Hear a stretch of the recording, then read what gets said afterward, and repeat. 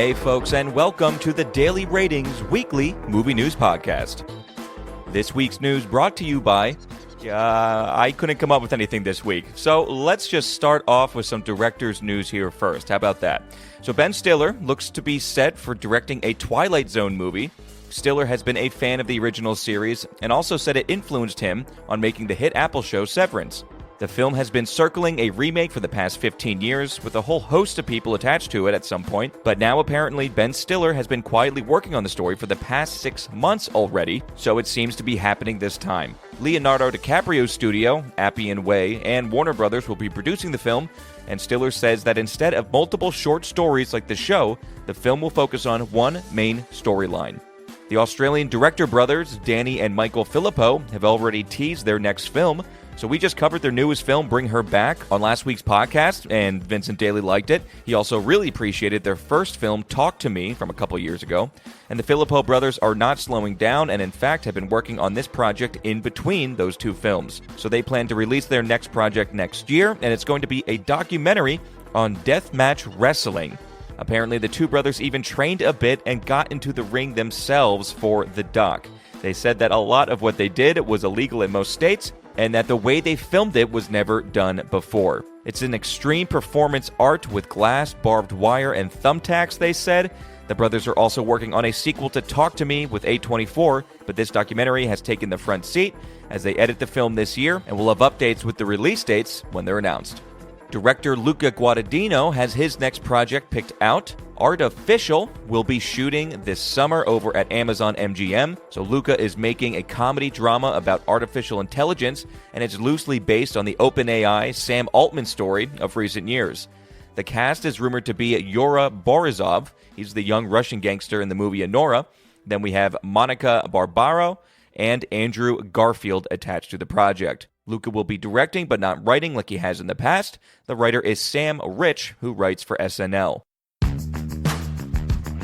My guy Fede Alvarez, who directed Alien Romulus, will be shooting the sequel to Romulus this October. After a somewhat decent box office and positive reviews of the first film, Disney greenlit another film for Alvarez, which he took up right away.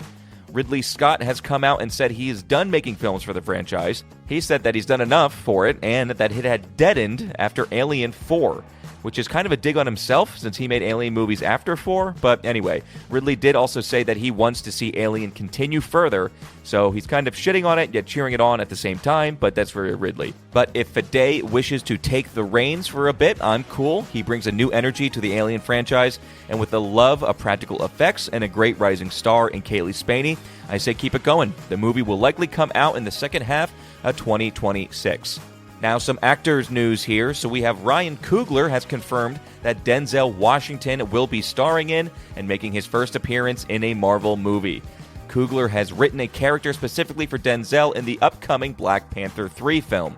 Denzel has a lot of films he's been working on or has announced to do. He's come out recently and said that he only has a few more roles in him, but we've heard that a lot recently from actors, so who really knows? This will be the first time Coogler and Denzel will be working together. Black Panther 3 is scheduled for February of 2028, so we have some time and a lot more Denzel before then. Ryan Gosling finally has a co-star to work with in his upcoming Star Wars film. A female lead was hard to get for Star Wars Starfighter, with multiple actresses passing on the role, but now actress Mia Goth will be taking up the position. Mia Goth is known for her roles in the horror trilogy films of Pearl, X, and Maxine. Vin Daly is a big fan of her, and she just recently wrapped up shooting on Chris Nolan's epic, The Odyssey. So her name is about to become much bigger. So good for her, she seems cool, and you probably have to be cool to stay married to Shia LaBeouf for a number of years, which she still is, so yeah. And the only other thing I have here is a bidding war that has broken out for the Texas Chainsaw Massacre reboot. So everybody says the original movie from '74 is the best, but that hasn't stopped many people from trying to remake or continue the story with not such great success. Legendary Studios held the rights to the property, but now has returned it to the rights holders, a group called Verve. So this now has sparked a lot of interest to acquire the IP and continue making content on it.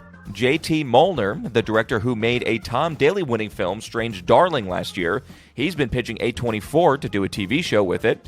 Oz Perkins, who made a name directing Longlegs last year, has an interest in a movie. Jordan Peele's Monkey Paw Studios has pitched for it. And the latest interested party for the property of all people is Taylor Sheridan, the Paramount cowboy creating the Yellowstone universe over there and a half dozen other shows for Paramount.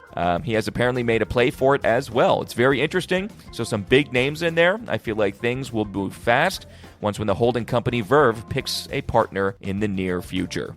Let's jump on over to the box office for this past weekend, folks. So the fifth highest grossing movie for the weekend was Final Destination Bloodlines with $6.5 million. Fourth was Karate Kid Legends, making $8.6 million. Third for the weekend was Mission Impossible: The Final Reckoning with $14.8 million. Second was From the World of John Wick: Ballerina, which is newly released and which is a horrible title, but that garnered $24.5 million for its opening weekend, and still holding strong at number one this past weekend was Lilo and Stitch, raking in $32.4 million. A worldwide total for Lilo so far at 773. Coming up this Thursday, Vincent Daly will be watching, rating, and reviewing. We have all new movies this week for you. So we have an IFC movie in theaters right now. It's called Dangerous Animals, a horror film directed by Sean Byrne. We're covering Wes Anderson's newly released feature called The Phoenician Scheme, starring Benicio del Toro. And lastly, the action-packed spin-off film we're doing From the World of John Wick: Ballerina, directed by Len Wiseman. Seeing that with Vin, so we'll see how that shakes out in the wash. Excited to talk about these films, though, for sure. But that's it for your weekly movie news here, folks. We'll leave you today with a quote from a director, Ridley Scott. I think I felt it was deadened after 4. I think mine was pretty damn good, and I think Jim's was good, and I have to say the rest were not very good. And I thought, that's the end of the franchise, which should just be as important as bloody Star Trek or Star Wars, which I think is pretty phenomenal. And all right, folks, the Daily Ratings weekly movie news podcast, that was it. See you on Thursday.